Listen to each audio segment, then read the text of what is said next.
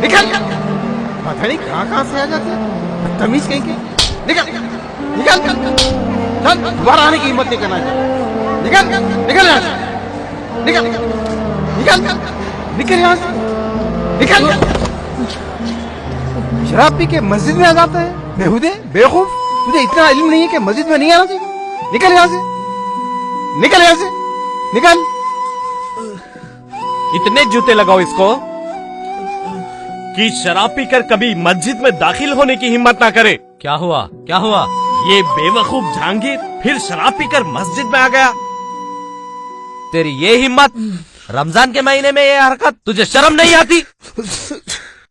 वाह वाह, शरीफों की मस्जिद में शराबी दाखिल नहीं हो सकता। क्यों क्यों?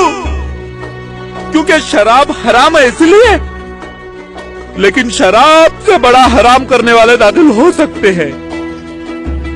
क्यों क्यों? क्योंकि वो बड़ा चंदा देते हैं इसलिए। कोई इनसे ये क्यों नहीं पूछता कि चंदे की रकम किस कमाई से दे रहे हो? कौन कितने झूठ बोल रहा है, कौन कितने धोखे दे रहा है, कौन कितनी रिश्वत ले रहा है? बोलो इलियास भाई, हर रोज दुकान पर कितने झूठ बोलने पड़ते हैं?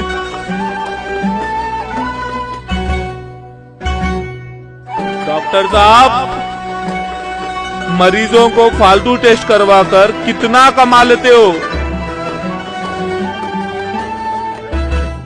इंस्पेक्टर साहब, जेब में आप रिश्वत का मार लेकर मस्जिद में आ सकते हैं, मैं शराब पीकर नहीं आ सकता। क्यों? ज्यादा बोलो ना तो अंदर कर दूंगा। हाँ, मैं शराब पीता हूँ, अपने आप को तबाह करता हूँ, किसी और को तबाह नहीं करता, किसी और को नहीं लूटता।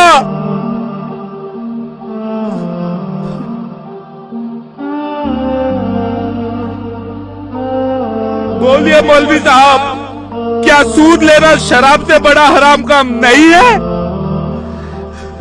कासिम भाई फाइनेंसर, सूदखोरी का नाम फाइनेंस रख देने से सूदखोरी के माने नहीं बदल जाते।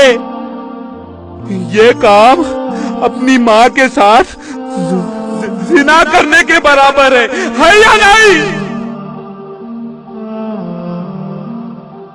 अब जिना करके मस्जिद में आ सकते हैं, मैं शराब पीकर नहीं आ सकता। यही मतलब है तुम्हारा?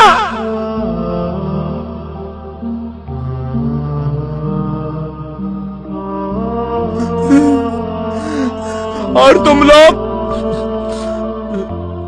जो इन सूदखोर सेठों के लिए काम करते हो, अपनी ताकत मजबूर गरीब से सूद वसूल करने पर लगाते हो, क्या ये अल्लाह से जंग करने के बराबर नहीं है? मस्जिद के बाहर अल्लाह से जंग, मस्जिद के अंदर तौबा पहनने की आखिरी। मैं तो शराब से तौबा करने के लिए मस्जिद में आया था। क्या तुम लोग सूद से तौबा करने कभी मस्जिद में आए? मैं मकान का किराया दे नहीं सकता, इसलिए मस्जिद में नहीं आ सकता।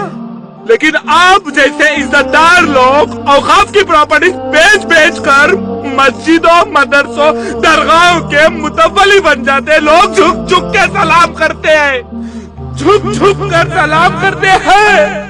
क्यों क्यों? ओहो, अस्सलाम वालेकुम। उम्रा करने जा रहे हो 5 लाख खर्च करके। इतने पैसों में आपके पड़ोस में कई उम्रे हो सकते हैं। हमारी तरह कितने नादार आपके पड़ोस में रहते हैं। हमारे पास एक वक्त खाने के पैसे नहीं होते, इसलिए 10 रुपए की शराब पीकर पेट की आग बुझा लेते साहब। जरा अपने शहर में देखिए, कितने लोग भूखे सोते हैं, कितने बीमार हैं, कितने यतीम हैं। इन गरीबों की मदद करके जितना सवाब मिल सकता है, उतना उम्रा करके भी हासिल नहीं हो सकता। आइए उम्रा करवाता हूँ, चलिए गरीबों की बस्ती में। ये देखिए,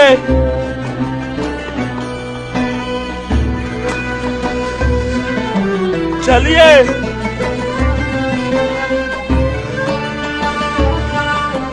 शर्वानी क्या खूब सज रही है, लड़की वालों ने दी होगी, है ना? ये क्या बदतमीजी है? समझ गया, आपने नहीं मांगी होगी, लड़की वालों ने जबरदस्ती दी होगी, है ना? वो कार, वो भी लड़की वालों ने जबरदस्ती भेजी होगी, है ना? सुना था पहले जमाने में नवाब और रईस लोग मुजरा करने वालियों को बग्गी सजाकर भेजते थे। ये देखो आज दूल्हों को सजाकर लाना पड़ता है। अबे क्या बकवास कर रहा है? हम खुददार लोग हैं, हम किसी से कुछ नहीं मांगते। खुददार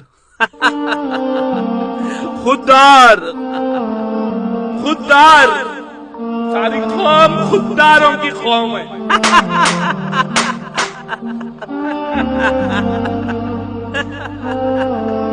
कोई जहेज नहीं मांगता, कोई रिश्वत नहीं मांगता, साले सब खुददार हैं। यही कहते हैं हमें कुछ नहीं चाहिए, जो भी देना अपनी बेटी को दे लीजिए, बस शादी मयारी होनी चाहिए। कबीर हम गरीबों के अगर रिश्ता नहीं बेचते, वहाँ बेचते जहाँ जहेज खाना सब कुछ मिल जाता है। अबे वो जलील कमीना किसको कह रहा है? कमीना सबको कह रहा हूँ, सबको जो मयारी शादियों की भीख मांगते हैं। अगर इनको जहेज और खाने की भीख नहीं मिली, किसी और घर पर जाकर आवाज देते हैं, हम तो अपनी कमाई की शराब पीते हैं। लेकिन ये शरीफ डाकू लड़की वालों की कमाई पर अपने अरमान पूरे करते हैं। क्या ये कमीनापन नहीं है? मस्जिद में निकाह करके शादी खाने चले जाते हैं, लाखों रुपया लुटा देते हैं। क्या ये कमीनापन नहीं है? इनकी बारातें देखकर हमारी बहनें पूछती है, भाईजान हमारी बारात कब आएगी? क्या जवाब दे हम उनको? हम उनको मुंह नहीं दिखा सकते।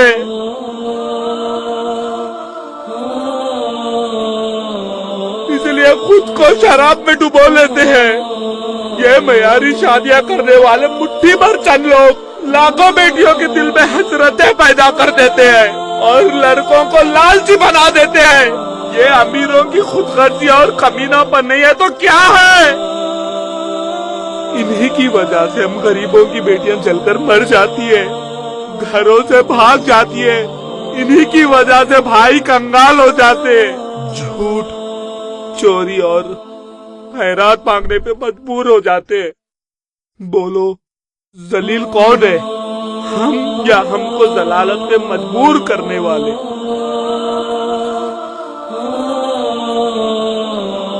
जिसकी बेटी जवान होती है उसकी आफत में जान होती है।